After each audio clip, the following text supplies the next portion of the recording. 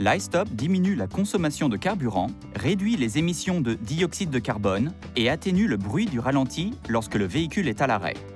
l'iStop coupe automatiquement le moteur lorsque le véhicule est immobile, puis le redémarre au moment de repartir. Pour utiliser l'iStop, avec une transmission manuelle, arrêtez le véhicule comme vous le feriez habituellement en enfonçant la pédale de frein. Ensuite, mettez le véhicule au point mort et relâchez la pédale d'embrayage. Le moteur se coupe automatiquement. Le moteur redémarre lorsque la pédale d'embrayage est à nouveau enfoncée.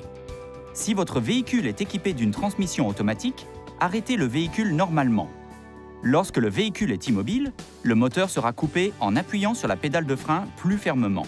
Ce système ne fonctionne pas si la marche arrière est enclenchée.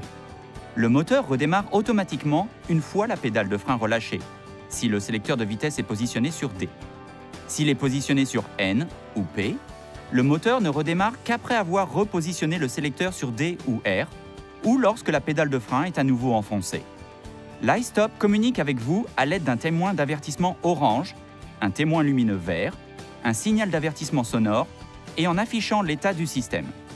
Lorsque ce témoin lumineux vert s'allume, vous savez que la fonction iStop est activée et que le moteur peut être coupé automatiquement. Le témoin s'éteint lorsque l'iStop redémarre le moteur. Par mesure de sécurité, le témoin lumineux vert clignote 2 fois par seconde si vous ouvrez la porte côté conducteur, puis s'éteint lorsque vous la refermez. Il est important de noter que certaines conditions doivent être réunies pour activer l'iStop. Par exemple, la batterie est en bon état, le moteur est chaud et la température ambiante n'est ni trop basse ni trop élevée.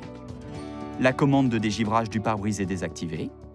Le système de climatisation n'est pas réglé sur la température maximale ou minimale. Le véhicule n'est pas arrêté sur une forte pente. Le volant est en position droite alors que le véhicule est à l'arrêt. Et la ceinture de sécurité est attachée. Dans tous les cas, le moteur redémarre au plus tard 2 minutes après la coupure moteur iStop. Si vous le souhaitez, vous pouvez désactiver la fonction iStop. Il vous suffit d'appuyer sur ce bouton jusqu'à ce que le signal sonore retentisse et que ce témoin d'avertissement iStop orange s'allume. Vous pouvez ensuite réactiver iStop en appuyant sur le bouton jusqu'à ce que le signal sonore retentisse et que ce témoin d'avertissement iStop orange s'éteigne. Vous pouvez également éteindre le bouton de démarrage puis le rallumer. Touchez cette icône sur l'écran d'accueil, puis touchez « Contrôle de la consommation de carburant » pour consulter les informations relatives à la consommation. Pour plus de détails, reportez-vous au manuel de l'utilisateur.